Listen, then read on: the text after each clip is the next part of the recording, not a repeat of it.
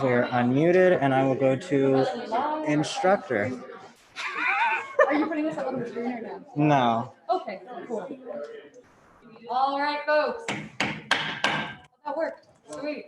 Okay, so I now call to order the first meeting of the Student Senate for the fall 2020 semester. And it is very exciting to have you guys all assembled here in one place, getting to feed off of one another's energy. We also have a few folks joining us over Zoom. That will be an option throughout the entire semester. So they can actually, there's many views. Right now it is zoomed in on Catherine and I, but also they can see all of your lovely faces in this auditorium setting. So yeah, really pleased to be here with you guys all today. Thank you so much for being prompt. Looking forward to working with you today and for the rest of the year. So without further ado, I'll hand it over to Henry Jackson, our Keenan Hall Senator, to deliver an opening prayer. Let us pray. Lord, make us instruments of your peace. Where there is hatred, may we bring love. Where there is offense, may we bring pardon. Where there is discord, may we bring union. Where there is error, may we bring truth. Where there is doubt, may we bring faith. Where there is despair, may we bring hope. Where there is darkness, may we bring your light. Where there is sadness, may we bring joy. We ask this in your name. Amen. Thank you so much for opening us in prayer there, Henry. And Catherine Relic will now take roll. Awesome. Can everyone hear me okay? Perfect. Okay. So Sarah Galbinski. Present. Dan Bowden-Diestel. Isabella Garcia. Tommy McCloy. Present. Sarah Kirsch. Present. John Mansfield. Here. Christina Escajadillo. Here. Michael Dugan. Present. Anoop Sankara. Here. Michael Murakami. Here. Jordan Leiden. Here. Niels Kasperson. Here. Maggie Allen. Here. Madison Neiman. Here. Henry Jackson. Present. Benjamin Earhart. Present. Jason Thomas. Here. Natalie Ortega. Here. Molly Strock. Here. Elaine Teeters. Here. Ahmed Al-Hossani. Here. Alec Brayler. Here. Carson Thompson. Here. Libby Messman. Here. Anisha J. Pura. Michael Lynch. Here. Miles Kelly. Here. Alex Kobolowski. Here.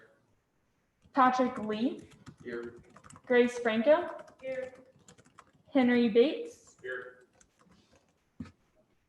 Renee Pearson. Here. Jordan Thoreau. Sam Canova. Here. Ricardo Poses Garza, Hello. Rachel Engel, Thomas Davis, Aaron Benavides, Here. Grace Stevenson. Here. Oh, she's online, right? Grace Stephen is here.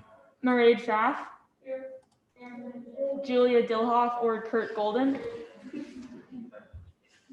Matthew's online. Right? Matthew's here. Esteban Linares. And Karen is coming. Okay, perfect. Also, I think Anisha just walked in. Oh, awesome. Good stuff. Thank you.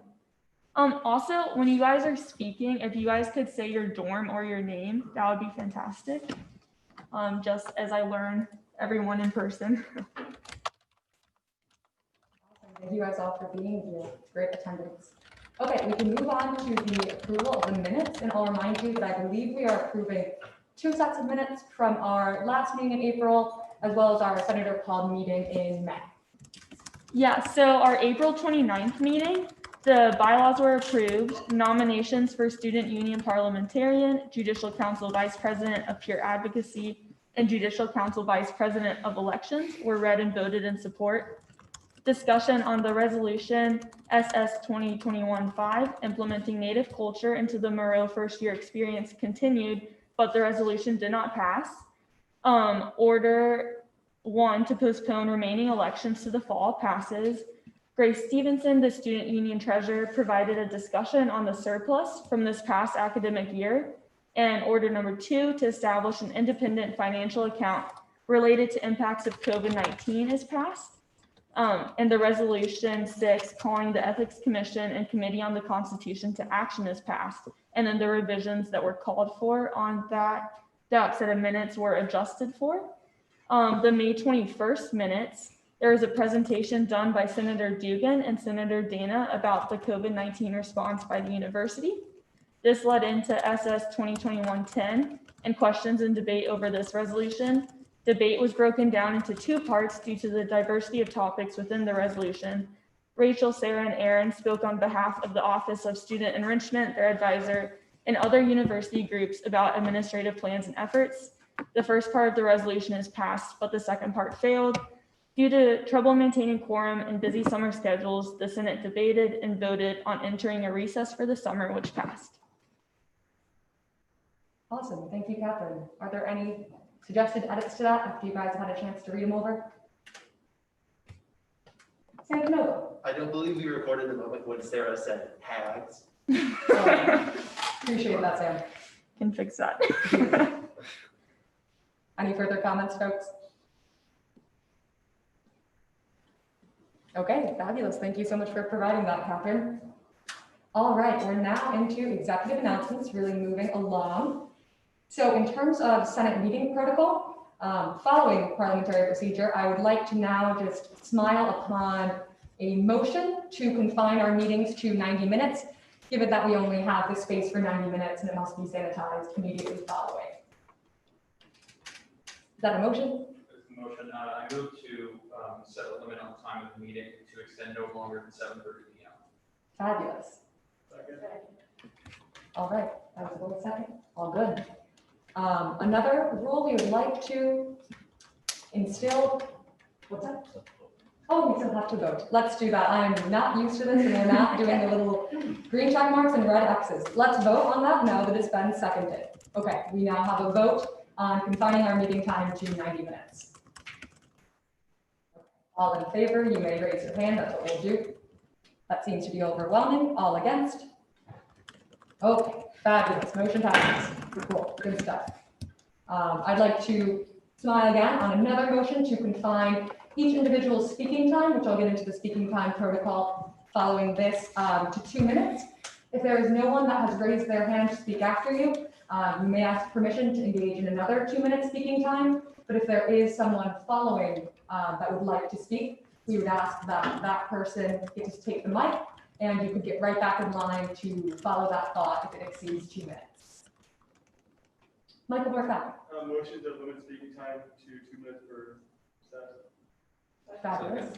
Okay, now we can vote on that. So, discussion, if you'd like, yes, absolutely. Question. Is this for time, Yes, of course, what's up? is this for time and debate, or is this for each? Is this including like a Q&A session would also be capped at 2 minutes? This would just more just be for debate, for formally coming up to the mic and presenting something. So that would be confined to. Q&A will be more fluid and dynamic, of course.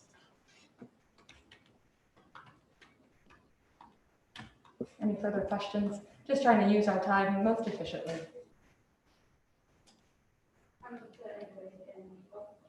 Yeah, Mike, what was your, no, I saw your hand before. Go for it. I have the same thing here. Oh, great, go for it, Melissa. Let's do it. Okay, now we're in a vote.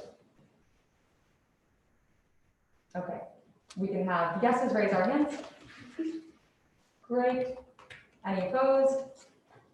Fabulous, that passes as well. Thank you guys so much for bearing with me as we get through that protocol. I'll now engage in just a few more protocol points. So when you would like to speak in the meeting, you're going to come on down here. We have 2 microphones as well as sanitizing tissues and spray.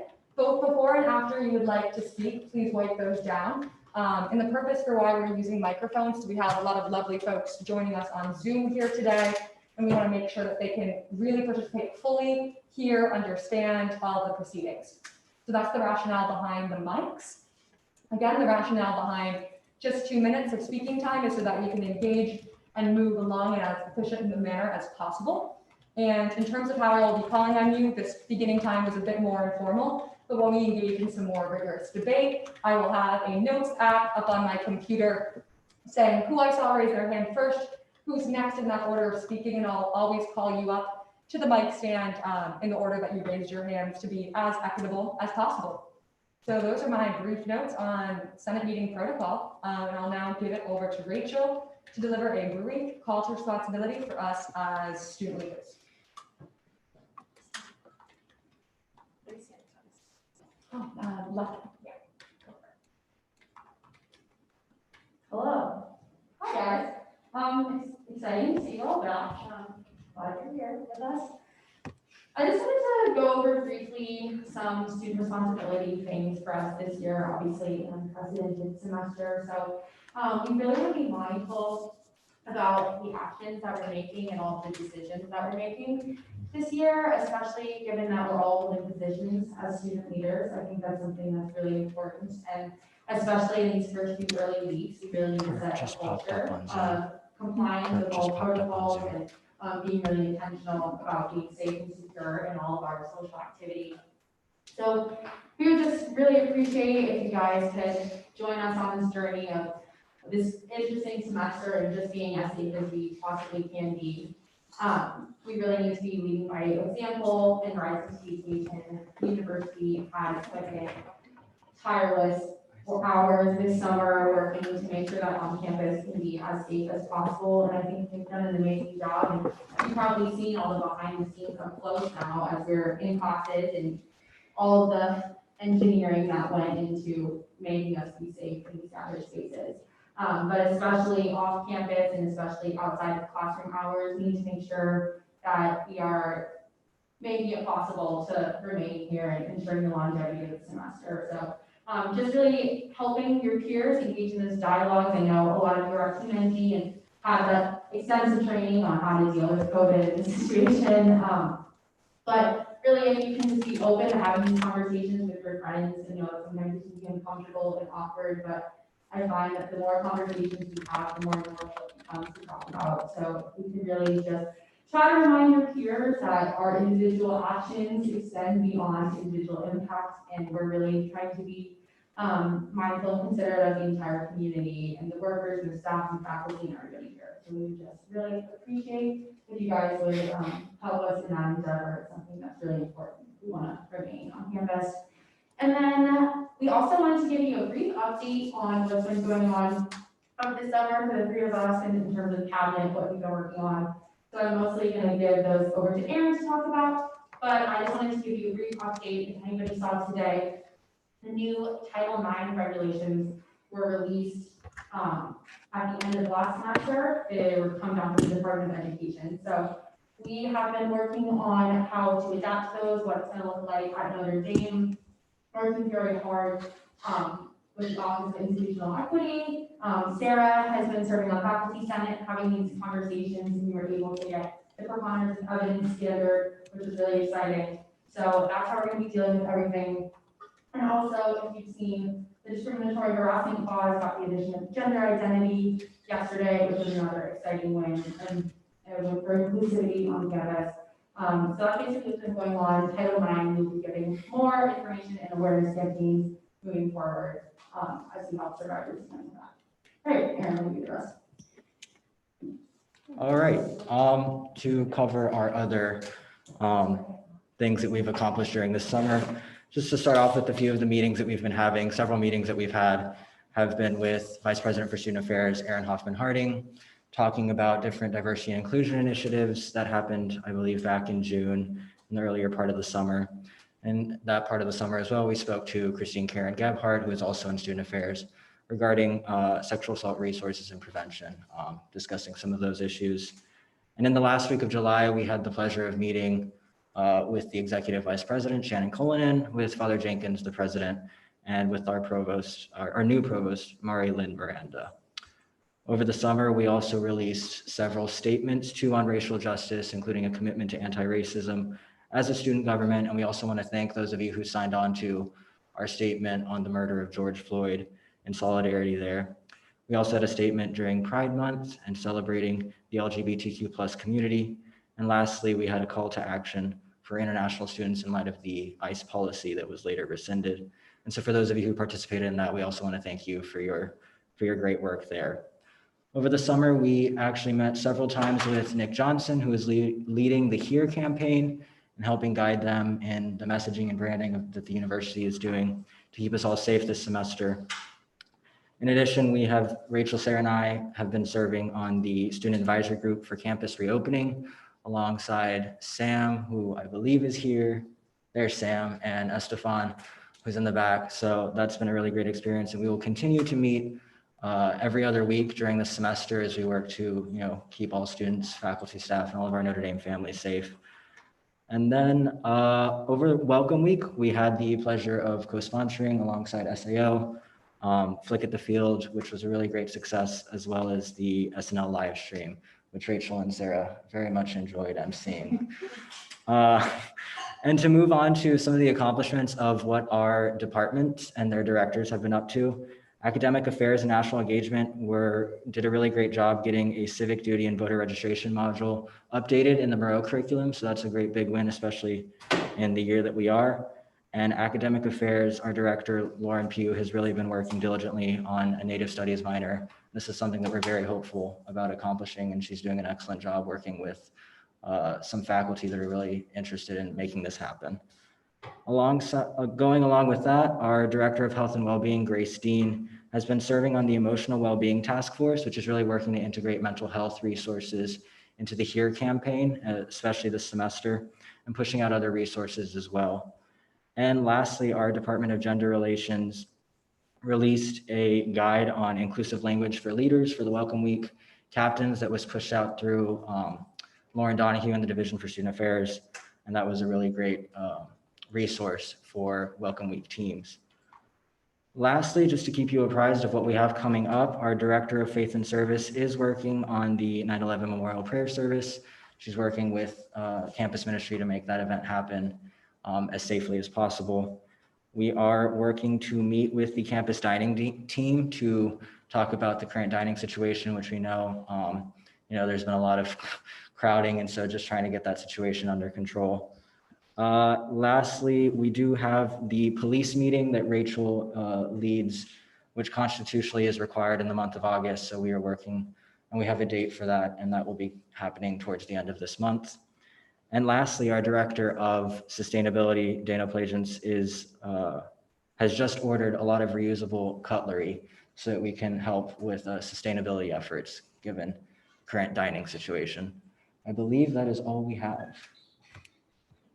Fabulous. Thank you so much, both Rachel and Erin. We just again wanted to keep you guys all apprised of all of the work that student government does as a whole. For maximum transparency and accountability, Rachel and I intend to release a monthly newsletter to the student body as a whole, but also continue to give you guys in Senate some more nuanced updates as well, so that you guys can stay abreast of that and engage on your departments as well in the work that we're all collectively doing. So thank you guys so much. Great. With that, we can move on to general orders. First up, we have the appointment of one senator to the Campus Life Council. One senator who was appointed in the spring has elected to take a gap year. And so we're going to go ahead and take any nominations. You can nominate yourself for to be this one senator appointment to the Campus Life Council.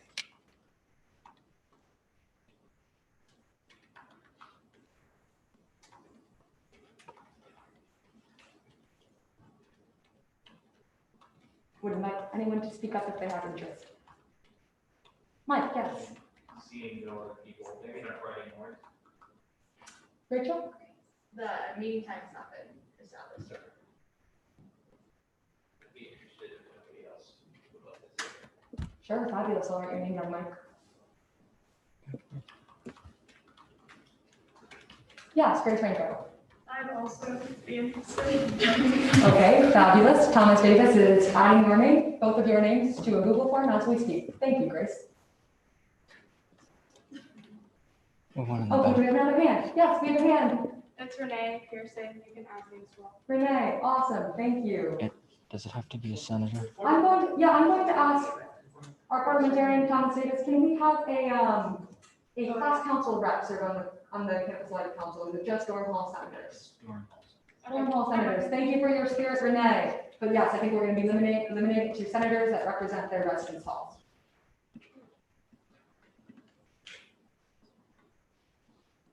All right, do we have any further interest for the Campus Life Council? It is completely open. Yes, Maggie Allen. Sure, I'll do it. Okay, wonderful. Adding your name as we speak. Thank you, Thomas.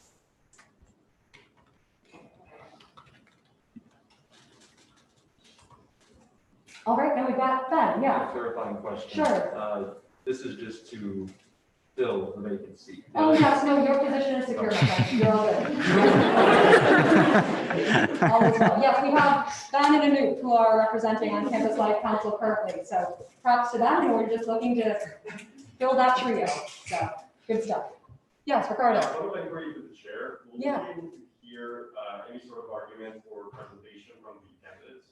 We sure will. Yeah, they'll totally have that opportunity. 2 minutes, just as was laid out in the beginning. Well, thank you. And you do not need to take the 2 minutes, folks. If you want to just give a quick 30-second spiel, that's fabulous too. Okay, do we have any further nominations? Okay, if seeing no further nominations, I will close the nominating pool. All right.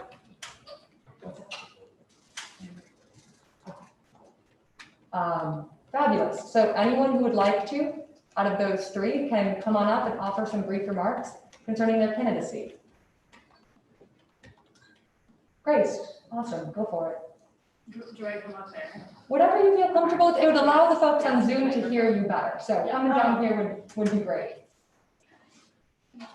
I believe the mic on the right, or my right, is great, and then the other one to sanitize before using. It's quite an entrance. It is, I know, we appreciate it. A lot of bravery, good public speaking skills, guys. And it helps our friends on Zoom as well. And use the mic on the right. Yeah, that one I was already pre-sanitized before we got here. The other one Rachel used. Yeah. Yeah. All right. So, hi, I'm Grace. Obviously, this semester is going to be different. It's very different this year. We all know that. But that only enhances the role of Campus Life Council, as everyone's life here on campus is new and weird and different. Why I'm passionate about this is because I want to make sure, even though this semester is that different, that it's great, and you get to be here, it's good. Why I think I'm qualified. I have served as minorities inclusion commissioner, so I know what it means to make a home for every student on this campus. I know what it means to be representative, for being on freshman class council, and now here, so I know what it means to listen and voice interests of those over my constituents. And I also know what it's like having difficult conversations with administrators with my work on campus and the and hosting panels and topics that aren't always well viewed. So yeah, that's a bit about me, my interests. Let's just make this a great year. We got this. Thank you, Grace. Awesome.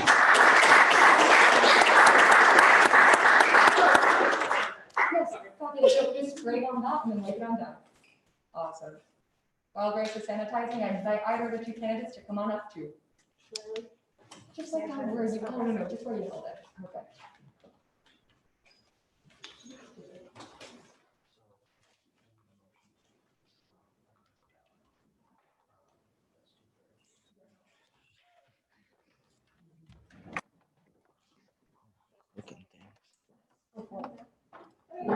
Hi, Gabby Allen, I'm the Larry Hall Senator.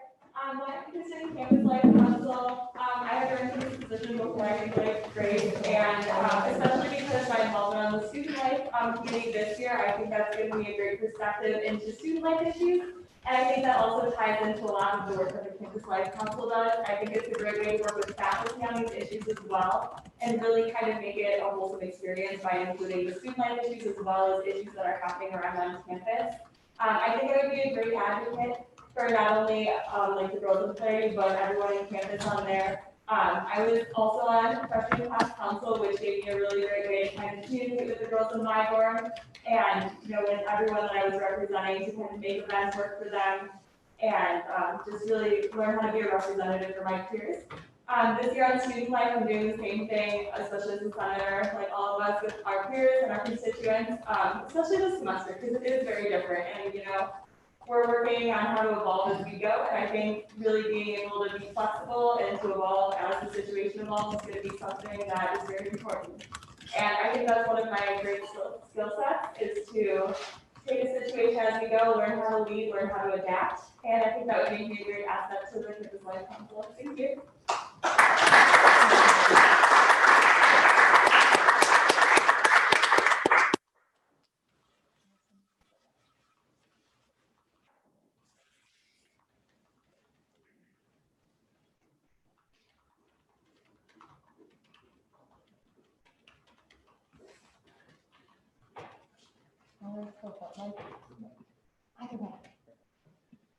So, hi guys.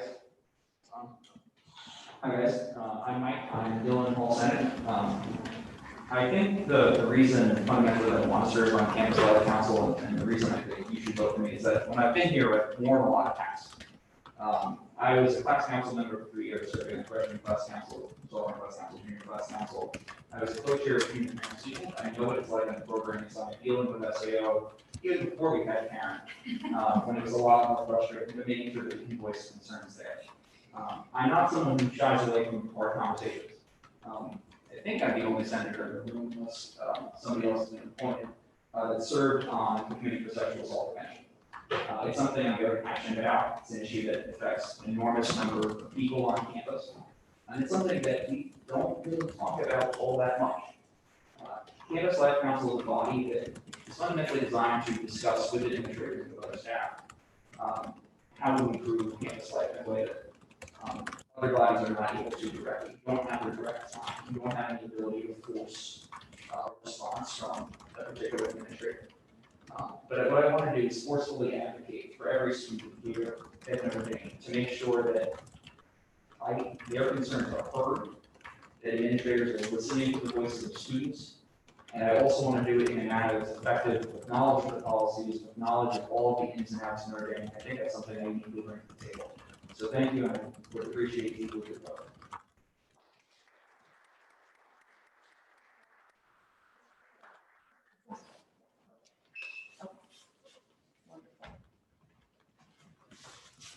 All right, so before we go to the official vote, we'll just have a vote to finalize the ballot with these 3 candidates' names. All right, so all in favor? Great, all opposed?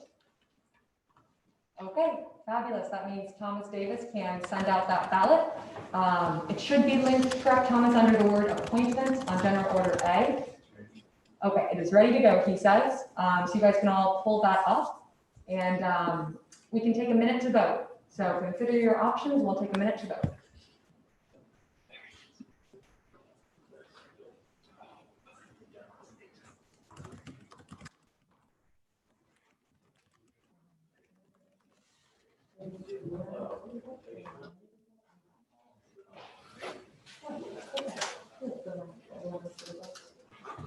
Sarah, Sarah, Sarah, make sure your mic's off when you're, okay, you're good.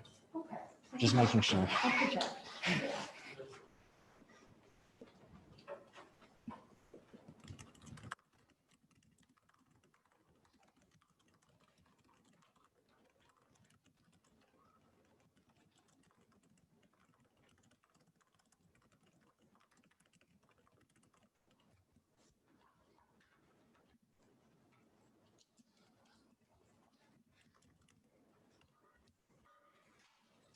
Point of inquiry to the chair or whether there are a number of by the way. Yeah.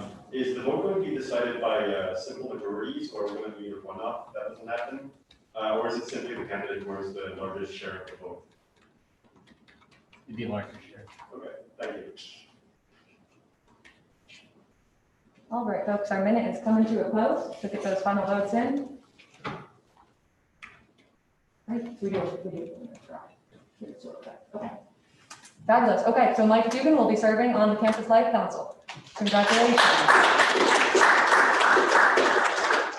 Okay, and we're going to proceed to another election. This is an election of the Committee on the Constitution members. And Thomas, would you like to preface this since this is your brainchild? Thank you. Okay, where to begin? So we have Committee on the Constitution, and we need 3 senators, Hall senators, to be elected. We have 3 Hall senators. Let me just pull up my side of this form. But the way we'll be doing this is because it's electing individual people, all the candidates to be elected will individually need to receive 50% of the vote. There are 4 candidates on the ballot. You can vote for as many or as few as you would like. Also, those wishing to be considered on the write-in line, there's also a write-in line, and I need to abstain on your report to the ballot. But yeah, that's about it.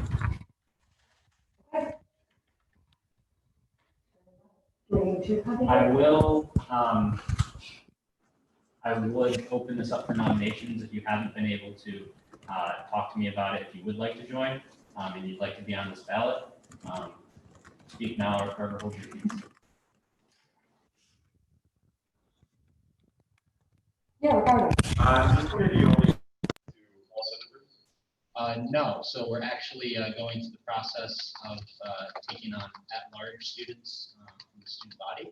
And I'm happy to report so far, Matthew's not listening. I took a sneak peek and there's a lot of applicants so far. So I'm very excited to be going through those candidates and we're gonna have a large group hopefully to get all this work done, which is gonna be a lot. So, but I'd appreciate as many senators as we can because you are the elected representatives already.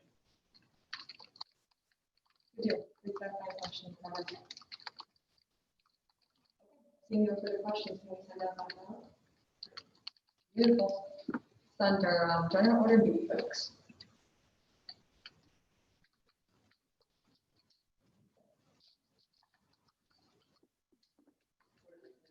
Yeah. Are we doing speeches? Oh, yeah. We certainly could. Yeah, that's, I thought that we had an interest with Thomas, but yeah, we certainly could do speeches. Sure. No, I think we definitely should, Michael. That's a great point. So yeah, we'll just do it in ballot order. So Mike Dugan, would you like to deliver any other additional points? Yeah, I guess I can should I come to ask people so they can hear me? That is preferred, yeah. I know it's a hassle, guys, but we do have some friends joining us over Zoom.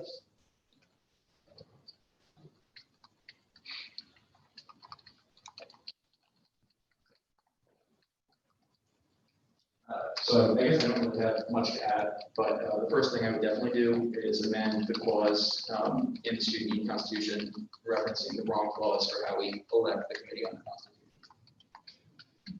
So that would be my platform. Great deal.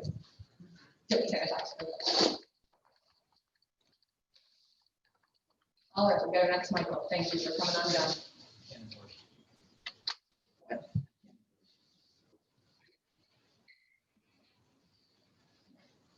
Hi guys, I'm the other Michael. I'm from Dawson Hall. With the Thomas. So I want to get the community constitution just to help kind of smooth out our constitution. It's very long, it's got some issues. We can work to fix it. It's a lot of work as a person Thomas over and over and over and over and over and over. So the more of us we do on this committee and the more other people we can add to it, the better it'll turn out in the end. And that's the goal, is to make the best student constitution. Perfect, thank you, Michael. We have our third M, Brett Madison.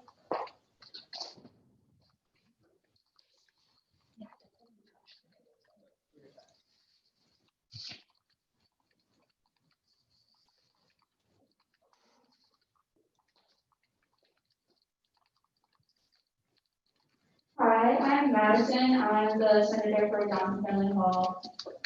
So basically, when we had our presentation on parliamentary procedure, when Thomas first told us about the Committee on the Constitution, I knew that I wanted to be a part of that.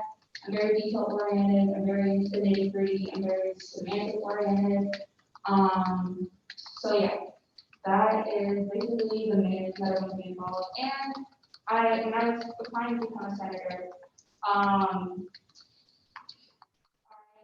I believe that all senators are supposed to read the entire Constitution, and I'm guessing that that's not the case that actually occurred. So I would like to, consolidate our Constitution so that we actually can fulfill that constitutional requirement. Thanks, Madison. Okay, yeah, come on down, Roberta, you're good.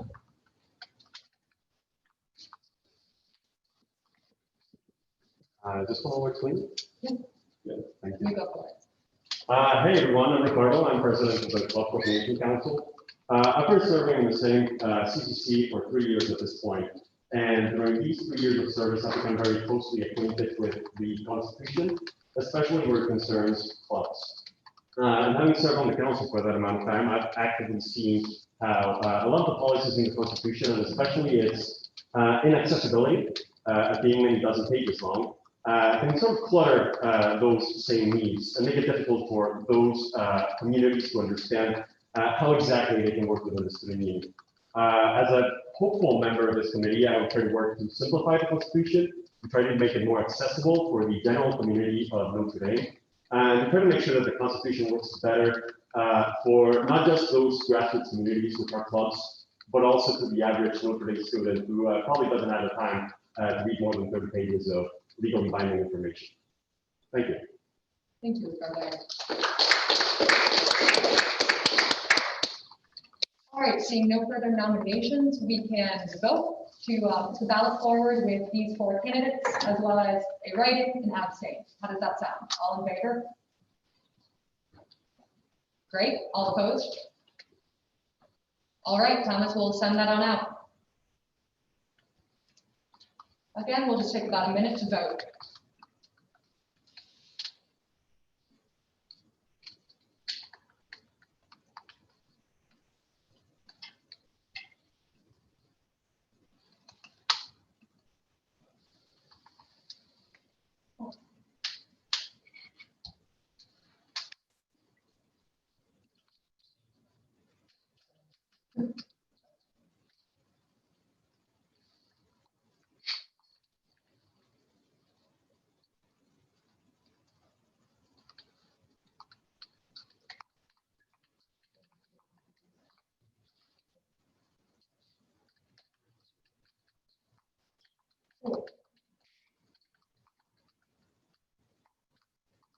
All right, folks, get those final votes in here in these last few seconds.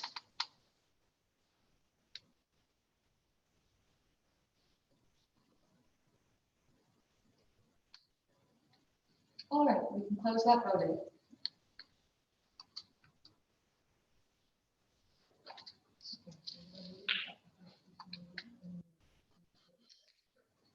Okay, wonderful. So we have 3 candidates that got over 50% of the vote. So we'll be having Michael Murakami, Madison Nemeth, and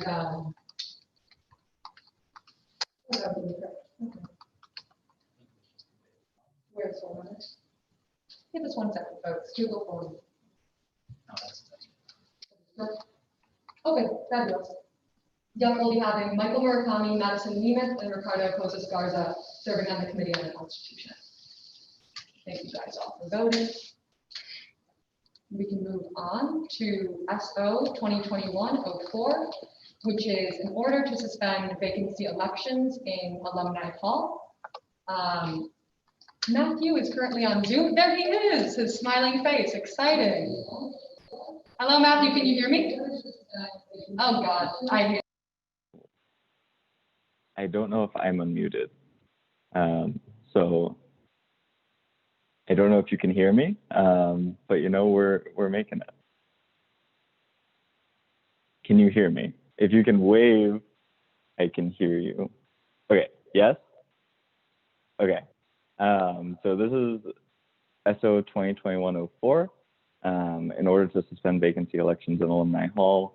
Whereas only one candidate, Norris Talbot, has been received by the Judicial Council for the vacancy elections for the position Alumni Hall President, whereas only one candidate, Marcelo Castellanos, has been received by the Judicial Council for the vacancy elections for the position of Alumni Hall Vice President. Therefore, be it ordered by the Student Senate of the University of Notre Dame du Lac that on the recommendation of the Judicial Council, the vacancy elections for Alumni Hall President and Vice President be suspended and the aforementioned candidates declared with the winners.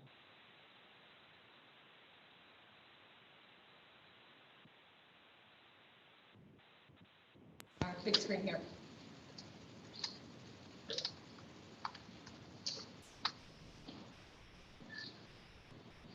What's up, Nick? Great. All right. Let's vote on that. Okay, we are resoundingly ending questioning and moving to debate. We now can debate SO 2021-04. Debate? Yeah, Isabella. Okay, we can vote on that motion. All in favor? Great, all opposed? Moving on to our final vote.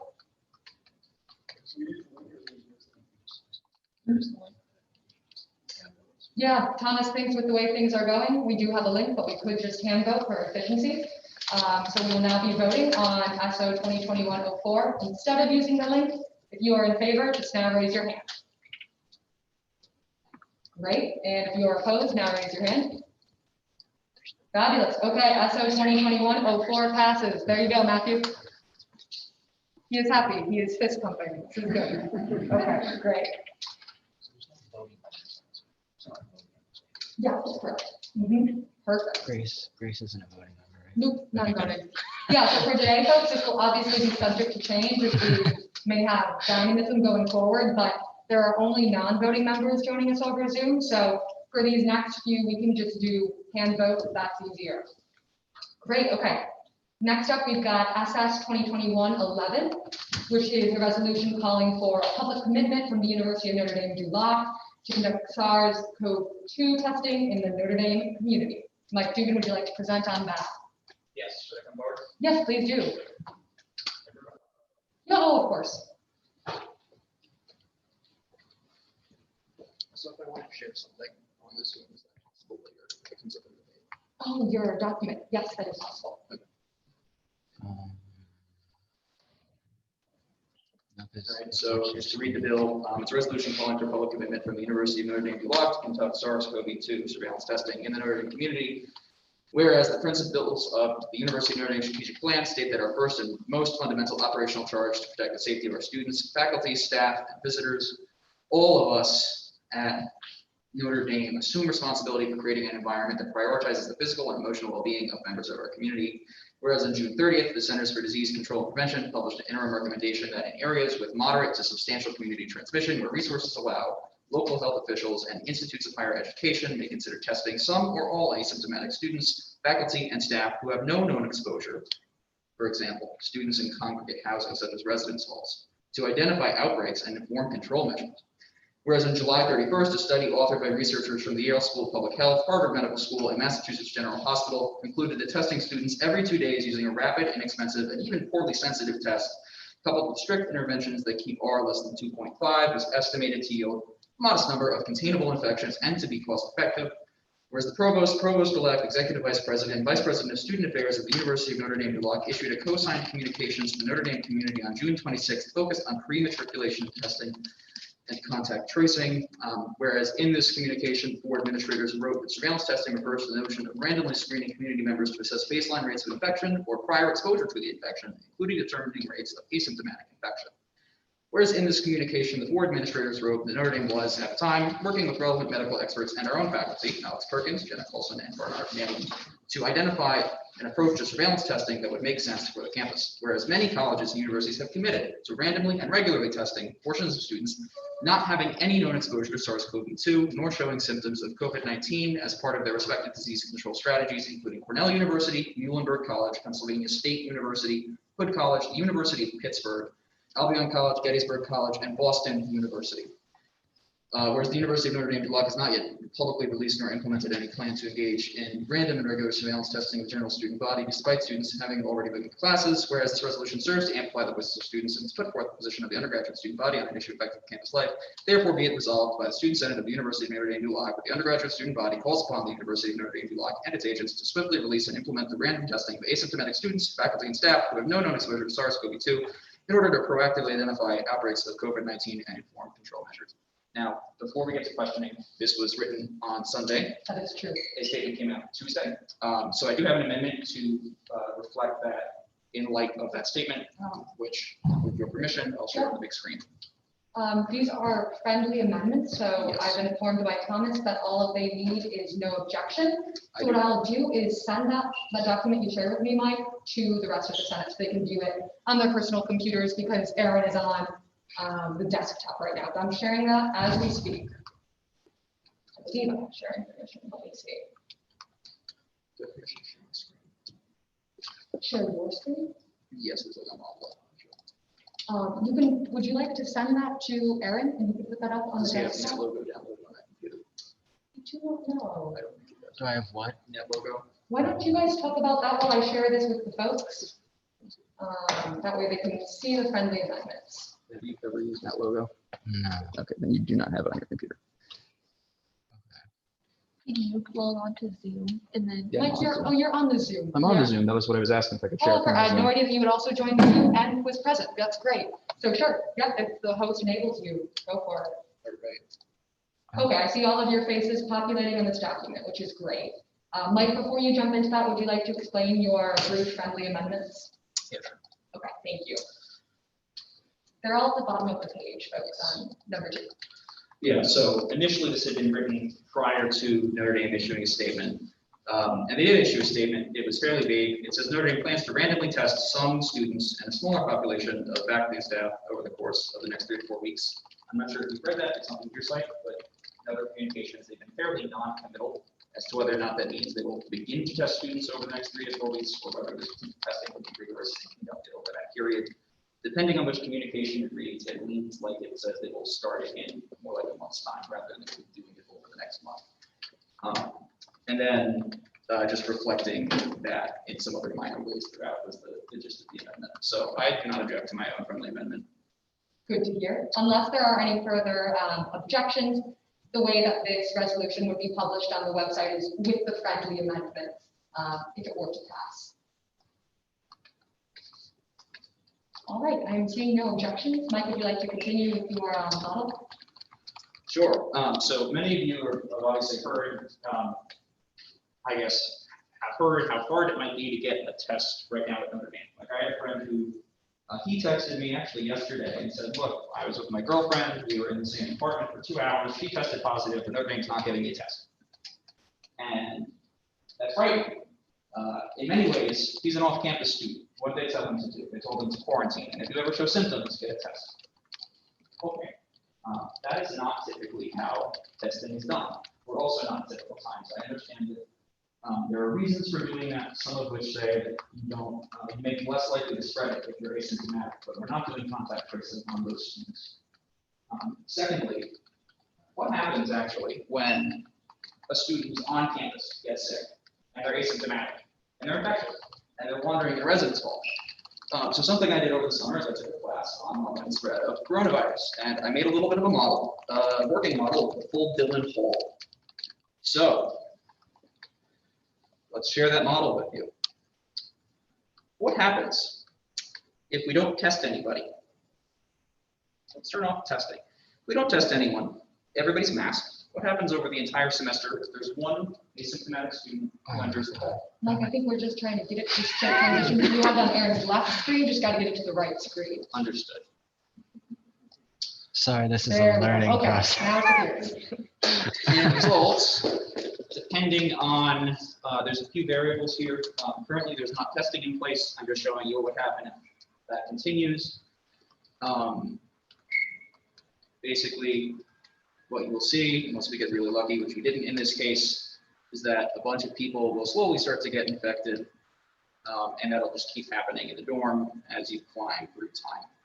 There's not really a way to stop it without effective testing. And if we keep climbing, and at this point, it's probably going to result in this sort of simulation with the majority of students becoming infected and sick. Now, this is actually a more mild one. Typically, what happens, even if you have 100% mask wearing, this model, which basically assumes if you're in the same room as someone and you're not wearing a mask, there's a 1% chance you give them coronavirus in a 5-minute period of time. Now, we think the actual rate of transmission is a little higher than that. So this is a more of a conservative model. You'll go high. Essentially, if you look at it at repeated times, it averages out to about 160 students in a 244-person dorm. Become sick with it over the entirety of the semester. That's obviously not an acceptable solution. So what can we actually do to stop that? Well, one of the things we can do is start testing and isolate. So you see this little node down here, this big white dot, that represents isolation. When you're there, you can't spread disease to anyone. I should probably explain what the model was before. Those green triangles are students, the red triangle is an infected student, the blue triangle is a student who is recovered. All of those smaller dots represent either a room or a hallway. So the ones you see people in right now, those are all bedrooms. Hey, Mike, I was just asking you respect for time. We just hit 2 minutes. This is a phenomenal model. But essentially, when you run it on average, when people are wearing masks 100% of the time, you can put that number down to like 13. So it's really, really important we have surveillance testing. That's sort of, I guess, the point of me showing you this. Thank you, really appreciate that, Mike. All right, so I see that you all are on the document with friendly amendments. That is the document that we will be using as the base for questioning. So we can now open the floor to any questions on SS 2021-11. I can call, yeah, where do we got the hands? I believe that's Lainey up there, correct? Go for it. Again, it's easier for our folks on Zoom. I know it's a hassle. Thank you, though. Yeah, I can also do that. That's great too. We're flexible. Go for it, Lainey. Okay, my question is, do you like have a plan in place for the university to do, or is it just up to them for you to say they need to make a plan? So for our Zoom folks, the question is there an explicit plan in place? So what this resolution is calling for is for swift implementation of surveillance testing. It lays out what it is. It lays it out as random and regular testing. There's a few different ways the university can approach that, depending on its resource capabilities and also depending on the level of risk it wants to take. I'm not laying out a plan saying you must test every student 3 times a week if they're on campus and 2 times a week if they're off campus or something like that, because I'm not a medical doctor and I don't have the information. But from what pretty much most, including CDC, most people are saying is you probably want to be doing this when there's moderate to substantial community transmission. And in St. Joseph's County, we have that. So it's calling on the university to do that in line with CDC guidance, especially considering that we're one of the very few universities in the nation that is still coming back with some sort of plan, and we don't have it with the CDC right now. Okay, great. Is there a reason why they're doing it, or is there a reason why they aren't doing this if it is not? Yeah, they said they want to look at it. So the question to those on Zoom was, is there a reason Notre Dame isn't doing this? And from the public communications they released, it said they want to wait and see. But we know coronavirus isn't something that waits and sees. When we see infections, we're already 5 days behind the 8 ball at a minimum. That's what happened when 19 people got infected, right? That was all supposed to have come from one party, or the vast majority of that's from one party. But we saw those infections come out over a 5-day period of time. So the reason they said they want to wait and see, but the non-committal on even doing something as wide as testing the whole student body, which is what pretty much every public health authority is recommended in cases of substantial community transmission, is a bit odd to me. It struck me as odd. It strikes a lot of people as odd. Thank you. I can call on, no Sorry. worries. No, you're fine, Madison. So in one of my classes, someone asked a professor who was like on the returning committee, why we weren't having regular testing, and she basically said that the university wanted to conserve its tests in the case of an outbreak. So are you under the impression that they do have the resources to manage doing random and regular testing to state it early? Yeah, so what we're doing right now is, sorry, what she was asking, she basically said, the professor said, look, the university wants to conserve its tests, that's why we don't want to do surveillance testing. Why are we under this impression that they're not doing surveillance testing for some of the reasons? And the universities outsource a lot of its testing to LabCorp. That's something most of you are familiar with if you, actually none of you live on campus because you're all in centers, but a lot of people off campus are being referenced to LabCorp rather than to come on. What the university has right now is a system in which if you're a varsity athlete who has high contact with other people, you get surveillance tests. But if you're an ordinary student, like me and you, most of you, you don't. So it's interesting to me because there are these community resources available, not simply things that Notre Dame has to do. You can implement it in a number of ways, like requiring a student, this is what St. Mary's did before people came, requiring a student to go out and get a test. There are multiple ways to influence it and to implement it, but that's again why I'm not prescribing. But there are ways to do it. I'm very confident in that. Okay, lights up there, I'm sorry. Wait, would that be, that's Dan, right, okay, you. I got a couple questions actually. Great knowledge, by the way. But first question is, what does it mean by low cost? What would this cost all of the university in terms of tuition, things like that? Second question is, how is this going to affect my everyday life along with everyone else on campus? Is this going to be like an in-dorm test, or is this going to be one to Purcell Pavilion? So the question was, how is this going to affect my daily life? And the first part, to narrowly put it down, is cost. So the study that I was citing basically said, look, here's this test. It is really, really bad. But even if you use it twice a week and it costs, I think it cost like, it might have been in single-digit dollars per test. You can still use a really, really bad test twice a week and have substantial reductions in transmission. Now, that might not be the optimal solution, but that's what that paper was saying. So in terms of a hard number, right, I'm not some expert on markets right now for testing. I'm not going to say that there is, but one thing I can say is that other universities who are Notre Dame's peers have plans in place to do something a lot stronger than what we're doing.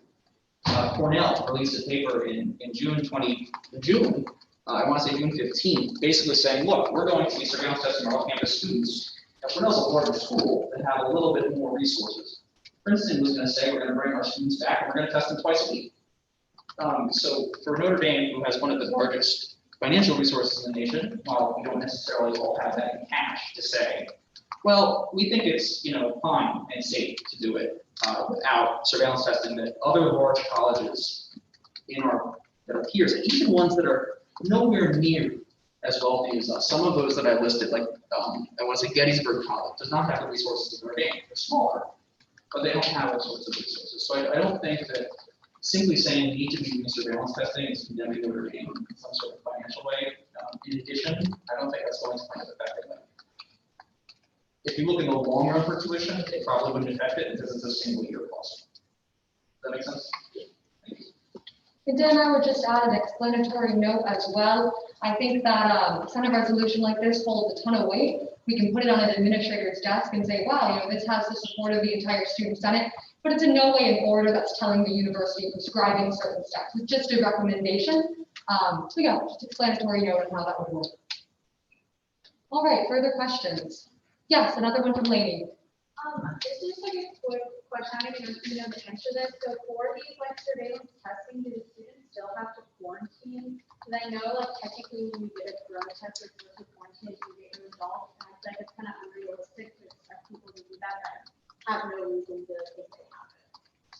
So the question is are people supposed to quarantine after they get a test? The point of surveillance testing is that it's regular. So you get tested at various points in time, and what that allows you to do is to track at a point in time what it looks like on campus. So it's not, you're using that data not to say you are currently infected. The negative really doesn't mean much. The question is, can we detect positive asymptomatic individuals who otherwise would be spreading it? So the answer, in short, in any college that was planning to implement it, it's no. The reason we were supposed to quarantine before coming back was specifically because Notre Dame did not immediately plan to do something like testing every student again. So it was to make sure that those tests had some sort of validity in establishing the baseline for campus. I did think I saw Isabella over here out of the corner of my eye. Go for it. So I know that you mentioned in the bill, first the amendment that has to do with new updates and also support of local faculty members. Did you communicate at all with either the faculty advisory committees or with the other kind of folks that might be outside of this resolution, such as the body, about what they're already doing in the way that this resolution would implement that in new shape or form? So I haven't, aside from the public, the question was, is there any private communication? Is that a way to think that's it, that I've had with the relevant parties? So I've read the public communications. I've had people calling St. Williams. I've had people call St. Williams on my behalf, and they said, no, we're not going to do this. If you're asymptomatic, you're not going to get a test. If you really feel like you want a test, go off campus. It's kind of a wall. Have I sent an email to Christine? No, I have not sent an email to Christine. She's an incredibly busy person. The difference is here. The university says that at some point in the future, we might eventually consider doing this. The thing here is to say, well, why not do it sooner? Most students, I think, would want to have it done sooner. And that is why I'm putting this resolution forward, because I do think it reflects the voice of the student body right now, especially on something that's time sensitive like coronavirus testing. Yes, Michael Murakami. I have 3 questions. You want me to get into one at a time? Let's just give them all 3 and we can address them in an order. All right, so the first one is, if the university already has a plan to develop test students in a couple weeks, why would we want to degrade to a lower value test that's less accurate than the one we currently have? The second one is, I guess it's only number 2. The second one is, you in one of the friendly amendments made, you said we're going to ground test the whole student body. So if we're going to be doing the whole student body, that's just repetitive testing. Like exactly what impact does that have on people? Have everyone tested continuously? So the 2 questions, one of them was why use a lower quality test? Second was why use the whole student body? So for the first one, there's a bit of confusion, I think, but the study that I'm citing is one that said using this test would be effective even though it's low quality. Not Notre Dame should move for this test. So Notre Dame obviously has this test as local testing resources, works with local public health officials, but I'm not saying we should degrade the quality of the testing that we have. What I just think this would do is it shows that it is financially viable to test large quantities of students using a less specific test. They sent out in communication today, for example, the difference between antigen testing and PCR testing. Right? Antigen testing it'll pretty well identify the positives, but if you get a negative, you don't know if you have coronavirus or not. It's not very specific there. PCR, which is what we use in the team here, will say if you have a negative, you are very likely to not actually have coronavirus. So that's the difference in different sorts of testing. I could really get into a long-winded answer about that, but I do want to, I know we don't have that much time. The second question is now out of my head, but what was it? I'm sorry. It was about testing the entire student body. Yeah, so the idea is that random and regular testing that goes through the whole student, not every student will take a test individually every day. Right? That is not a solution that anyone recommends. But to randomly test from the whole student body is the issue the whole, or instead of? My idea is to test large groups of the student body rather than the whole, so I guess I could amend that back to general. The idea was to general, that makes sense to me, yes, thank you. Yeah, we can, was there anyone else that had a question before we return to Michael? All right, seeing no questions, go for it, Michael. So what exactly is seen as a reparation for students that have false positives? So what I can tell you is the question was what happens if you get a false positive? You have to isolate as if you had a positive. The thing is the lower quality test is not one that's low quality simply because it returns false positives. It's actually lower quality because it returns false negatives. That's what the study that I'm citing here is using. Now I'm not going to say Notre Dame is going to use the exact same test, right? They used a stochastic model that assumed essentially you could identify 70% of true positives as positive. And even a test like that would be effective. So it's not that a lower quality test is low quality because it's causing people to show up positive that aren't. It's really actually hard to do that in post analyses. It's the issue with it is more, it misses people. So even when you're missing people, frequency can make up for that. That's the point of that study. Does that help? Great, do we have any further questions? Yeah, I see Patrick Lee. We'll go right to you. I'm just wondering, Mike, this is a really good model and everything, but in light of the university's recent statement that they plan to do surveillance testing, and then the way I read it is over the course of the next 3 to 4 weeks, so this is round 2 of surveillance testing. I'm wondering what your idea is of the significance of maybe encouraging more surveillance testing, or I feel like they realize that this is something that they want to do. They let us all know that they're going to do it, and now that they're going to implement it, I guess, is this just kind of like an emphasis thing, or what's the idea? So there's the surveillance testing that the university has suggested that it will do, which is to look at some small groups of students and test them and say that's representative of the whole school. So what the university's plan that they put forward to do is to say, we're going to test like a survey, what percent of the students coronavirus, rather than using that as sort of a way of prophylactic in itself. That's why I read it. There's a second statement that's not the one linked that I think reads more that way. I can get you that one. Actually, I can't sit down to get you that one because I'm going to question. But I think I can try to get you that one. It was, I believe, not the one released to faculty and staff, but it might have been released to students. So I'm not sure which one you're reading right now. But there's a communication, I believe, today. Yeah, that's correct. The 155 communication today and the COVID-19 update that mentions surveillance testing. Yes, and that is what I'm reading the first in my Does that make sense? Is that Miles Kelly right there? Yeah. Go for it. So you mentioned frustration about how vague the statement currently is from Notre Dame. Your resolution calls for them to swiftly release a detailed plan. Swiftly releasing a detailed plan can be stretched a lot of different ways. Do you think it might be better to set a hard deadline, or do you think that would just be equally as effective as what you have now? Or just in general, just make it a little bit more, like, hold them to it a little bit? So the question is, why not set a hard deadline? I went back and forth on this when I was creating it. The reason I didn't set a hard deadline in my head is because at a point, keep picking an arbitrary date. And I can pick an arbitrary date if it makes us all, I don't want to say it that way, but like I can pick an arbitrary date. I just don't have any confidence in any particular date. Right? I can say do it tomorrow or 3 days from now, but right, the point of this is to say university, get moving, rather than say, I need a test by, I need you to implement it by next Friday, because I don't know that this particular schedule is next Friday, but they need to go faster. 3 to 4 weeks delay is not enough.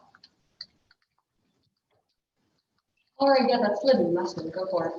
So if we pass this today and it goes to someone's desk tomorrow or tonight, is it really feasible for the university to acquire enough tests and consult the appropriate health officials to conduct adequate surveillance testing in a sooner time than 3 to 4 weeks?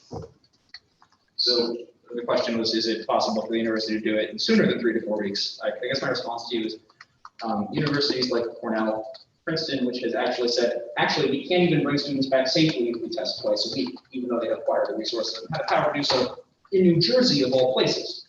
Right? This is a state that is in hard hit. And it's my home state. So the fact that the notion that Notre Dame hasn't had the time to do that, to me, doesn't make a lot of sense. The question, I guess, which remains is, will Notre Dame be able to, is this simply a supply chain issue that Notre Dame is running into? And to me, that seems unlikely. There's a LabCorp facility in South Bend, which Notre Dame could say, we're going to refer students to get off-campus testing. And St. Mary's had, it's bring back students that actually require tests themselves. Are there enough tests in the local community to maybe do sweeping surveys? I think you could, and something the university could consider is testing all students. That's not what this calls for immediately. What this is calling for is for them to more quickly do surveillance testing randomly in order to identify those asymptomatic students. I don't think that pose, like, if we're waiting 4 weeks to get tests, we have, I think, bigger problems, right? Especially considering the facilities we have local to us. To me, it seems unlikely supply chain. Yeah, Libby, follow up, seeing no other questions. Yeah, you also mentioned earlier, talking with the appropriate health officials to establish the appropriate timeline for the amount of students to test within the student body, since we're not testing the whole student body, to make sure it's adequate and it would actually represent the results of the entire student body. So what if it's an issue with that, like establishing that sort of, I'm looking for the right word here, system and strategy. So if the issue is, the question is it an issue of strategy and system to get widespread testing? So the question I guess I would ask back would be, do we think that it's going to take the university an additional month after it's already had classes open for about a week in order to figure out a strategy for surveillance testing, which most places are saying we actually need to meet your standards.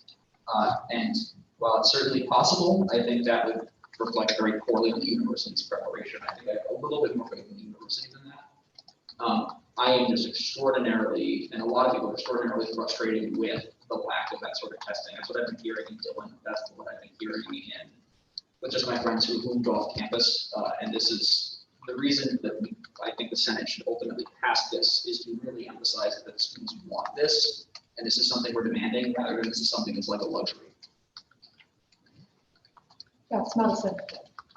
Okay, so would you be comfortable with the number, say, have one student from each floor each resident hall? So about 120 on-campus students with a handful of off-campus students, would that be a comfortable number for you as they do for random testing? I feel like he's not proposing a specific plan going forward, he's just asking the university to make a plan and publish it. Am I right on that, Mike? So That is a correct assessment. yeah. So yeah, what I'm saying is university, you have a lot of medical experts. The students here are calling for us to do surveillance testing quicker. I trust their expertise will be able to do it. I'm not going to, because I'm not a medical doctor. I don't have an MPH. I don't have a PhD. But what I do know, and this is from conversations with faculty and conversations with, public statements of other universities, like, we need this in place. Yeah, I just was asking, sorry, if I can follow up. Yes, I was asking because it seems like a lot of the concern is about cost and if we've been able to do it, like if we're able to meet that quota. So I guess I'm just trying to throw out a number that seems like it would be. So the question for those, or the comment for those on Zoom was to say, if we could throw a number at about 120 students randomly tested in batches, would that be enough? My initial instinct, actually, based on my modeling, if I just jack up the false negativity rate to like 90, right, that's something that could simulate something like that. And no, so false positivity, false negativity rate is extraordinarily high, right? That just means I'm testing fewer people. It would probably not really work that well if I decided I'm only going to surveillance. You said 120. You said one section from each dorm. Because that is, I want to say testing just under 2%. Yeah, 2% of the student population, which if the goal here is to flush out asymptomatic positive cases, which the model showed sort of what that does to a dorm, then that's not going to be effective if there's a very small number of them, but a very small number of them, even like one or two, can really wreak havoc on a dorm if they're not detected early. All right, thank you guys for all of those questions. I'd just like to draw attention to the fact that it is 7:13 p.m. and we will be ending right on time. So I would smile upon a motion to end questioning and move to debate. Yes, Joe. Are these questions or do I hear that motion? These are questions still. Motion, great. Second. Second, fabulous. Thank you guys for speaking up. Okay, but now we can enter into a debate. Yes, Ricardo. It seems to me, at least on reading this motion, that the motion is not directly trying to create a plan for the university to address the current testing situation. The goal of the motion is a call to action for the university to be more transparent and proactive in creating such testing scenario for surveillance testing. So I don't think the question is whether the university should or should not be enacting this. I think the question is, do we think the student body wants the university to enact that kind of surveillance planning on more transparent and hopefully faster timeline than we have seen thus far. I think that's what's really at stake in the motion. The motion is a call to arms to the university. For that sake, I support the motion in that sense. I do think the university should redouble its efforts to enact surveillance testing as effectively and quickly as possible, and also to be more transparent in the process of surveillance testing. Thank you for that thoughtful comment, Ricardo. You project beautifully, but I will ask people coming forward to come to the mic. Yeah, we've got Dan up there. Would you like to come on down to the mic? Thank you.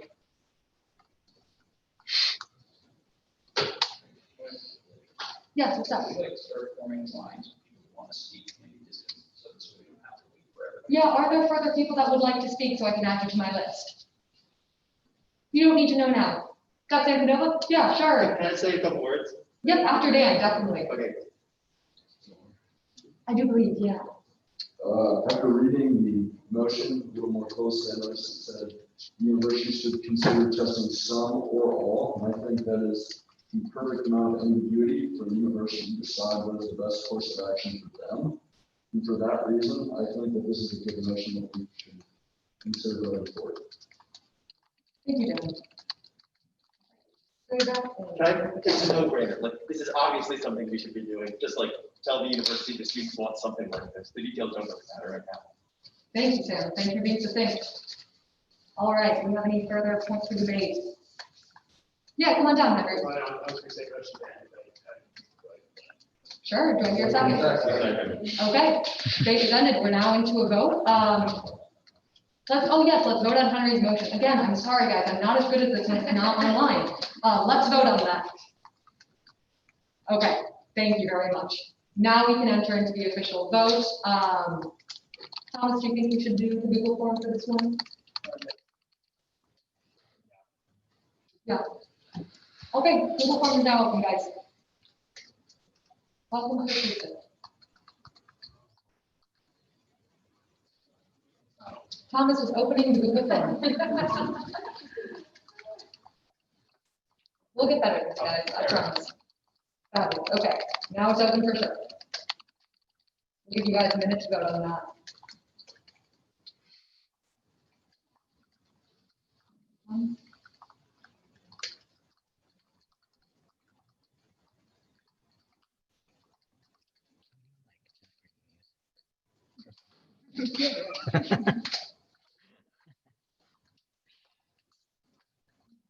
Next time. Okay, we'll give it 10 more seconds, guys. We've got a great deal of responses. Slowly add to our technology. All right, vote is now closed. Passes resoundingly. Thank you all for your participation. At 7:17, I think that gives us enough time to approach SS 2021-12, which is a resolution to affirm and express the student senate support for the appointment of former Mayor Pete Buttigieg to the university faculty, and I'd like to invite Henry Jackson to come on down and present if he's so willing.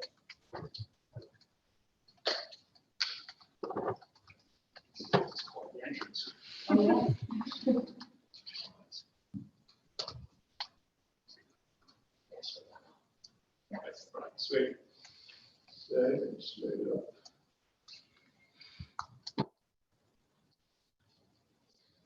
A resolution to affirm and express the student senate support for the appointment of former Mayor Pete Buttigieg to the university faculty.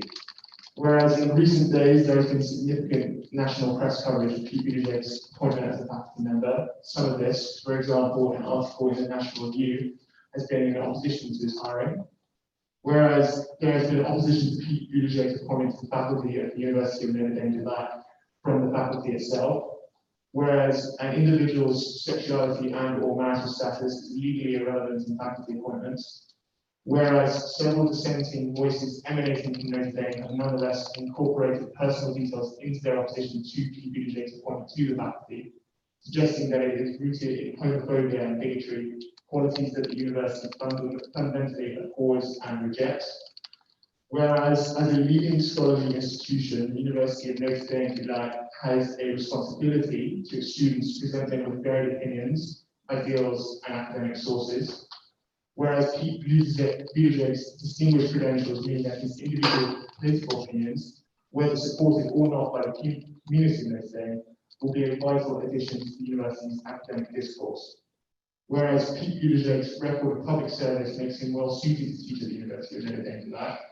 Whereas from serving in the United States' armed forces to leading the local community of South Bend, Pete Buttigieg's passion for serving others makes him ideally placed to educate our students. So be it resolved that the Student Senate of the University of Notre Dame for that expresses its full support for the university's appointment of former Mayor Pete Buttigieg to the faculty. Thank you so much, I'm ready for that delivery. We can now open the floor to any questions on the resolution.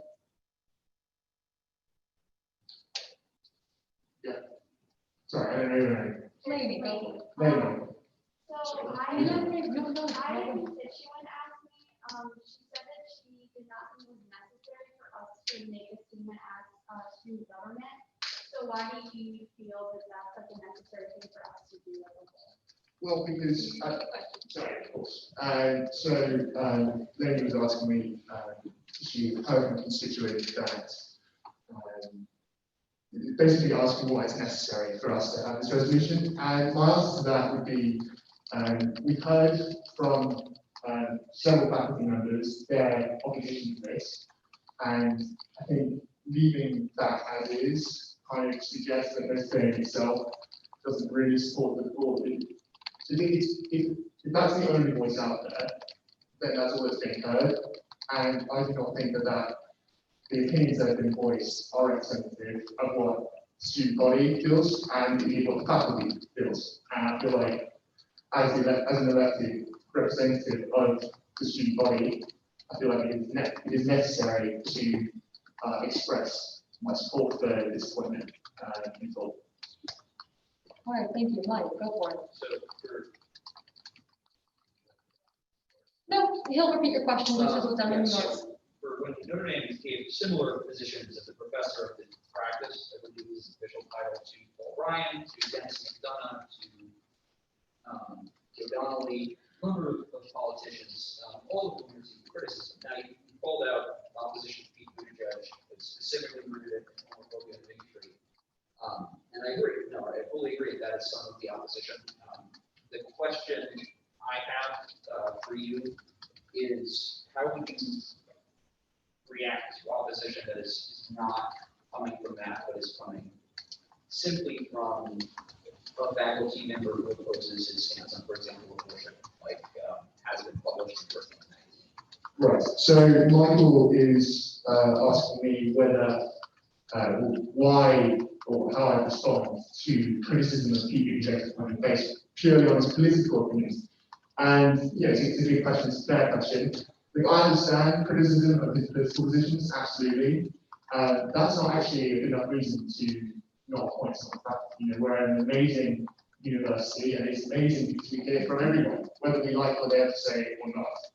And you know, appointing Pete Buttigieg, whether you support his political ideals or you are viscerally against them, you still support the fact that he has a right to come here. It's important that he comes here, and it's important that he shares what he has to say. It's very experienced still, and he definitely has a lot that he can add to the university's academic discourse. Thank you both for that discourse. Yes, if there's no other questions from anyone else, go for a follow-up. So one of the things you mentioned is simply wanting to put different political ideas. I'm totally in favor of that. The question I have is why is he qualified to teach English course? So you personally? No, I think it's a wonderful appointment because he brings a lot of. I mean, he's a Rhodes Scholar. But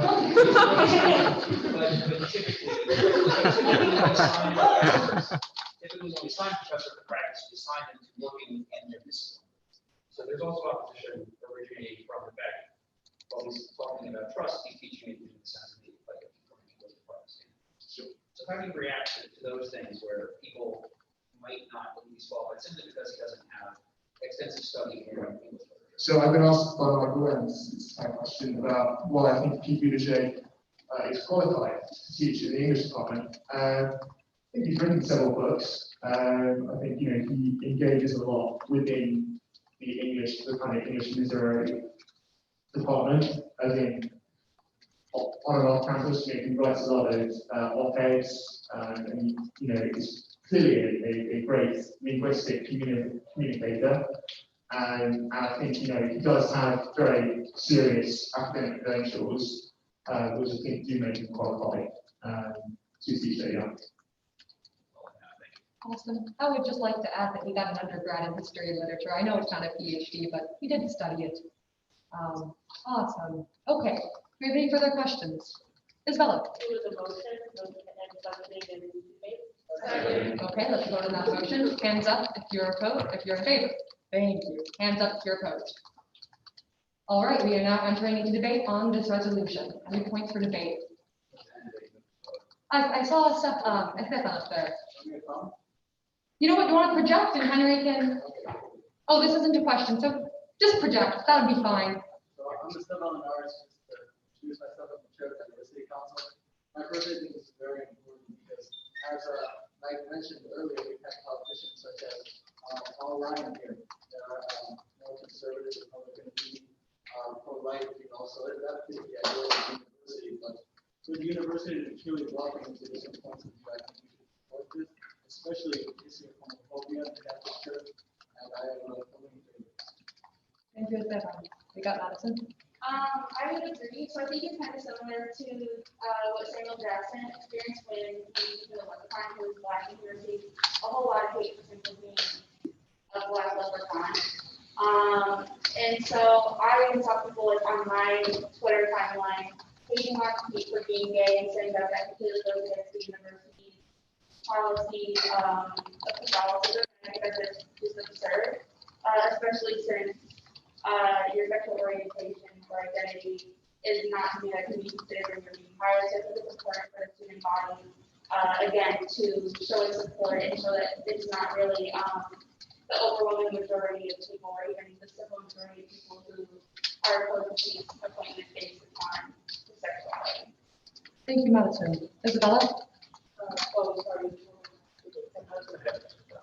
Sure, go for it, Mike. Like, I totally agree, he's extraordinarily qualified, he's great in character, his sexual orientation and marital status should have no bearing on whether or not he hired his faculty. The only reason I bring this up is because there was a particular constituent of mine who said he'd be great as a political science professor. He's an absolutely right person to have in there, and I was very curious as to why he's teaching in the English department. So ultimately, I probably have to go to the this, but there's just sort of a easy place in the right place. I just want to clarify that one. Yep. Thomas has reminded me that we're in our final 2 minutes. Let's take one more point of debate, though. Who had their hand up there? Going to make it. Oh, it was going to be a motion to end debate. Oh, great, go for it, lady. Motion to end debate. Okay, let's vote on that motion. All in favor? All opposed? Okay, we can now move into a vote, and Thomas will be sending that out shortly. It's out. Thank you so much, Henry. Also, shout out to Henry for his wonderful piece in the Observer today on a similar issue.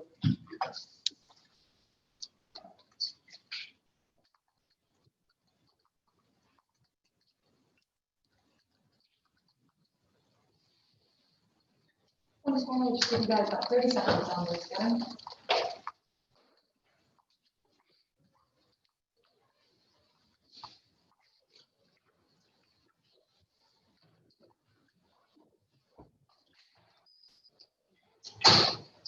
Okay. Now I know what it feels like to be a professor when people start packing up. Totally fine. I'll just announce the vote overwhelmingly passed. Thank you, Henry. And I'd just like to ask if anyone has any announcements. Anything enjoyable going on campus? Aaron does. I just want to say, since I have the great pleasure of moderating the Zoom and YouTube live stream, please be patient with me. This is a learning process, as you've probably seen from your professors, and now I'm experiencing it firsthand too. But if you do make it to Zoom, and for our people who are on Zoom, you can always message me privately if you're having issues, or text me if you do have my number, or email me too. I'll be keeping up with everything. So just please be patient and kind. We're trying to work through this. Thank you. That's for, yes, Mike. Milkshake Mass, 10 p.m., Stephen Center, no milkshakes, but they're giving you some sort of ice cream. Exciting. Okay, sweet. Thomas. I'm working on a form that will track all of your votes, so you can be held accountable to your falls. if you're interested in that, please let me know. But I'll get that done. I'll let you know when it goes into effect. I love it, Rachel. It's Nancy Walsh's birthday tomorrow, so if you're close with her, please send her a message. You want to make her feel super loved, even though we're not seeing her in person. And for reference, Nancy Walsh is the admin in the student gov office, who unfortunately is not joining us in person this semester, but is online and here to help you if you have any needs. So reach out to her. Michael Murakami. Yes, motion to adjourn. One more thing, real quick. Matthew Bisner wanted me to share that J Council applications are open. Thomas can say more if necessary, but Matthew wanted me to say that. I don't, yeah, you can. Okay, meeting adjourned. Enjoy your weekend. I think it's due very soon. You can tell your constituents this week. I don't know the date, but yeah, we need as many people on this project, election committee. Yay. Thank you all. Appreciate your presence. Enjoy Thursday evening.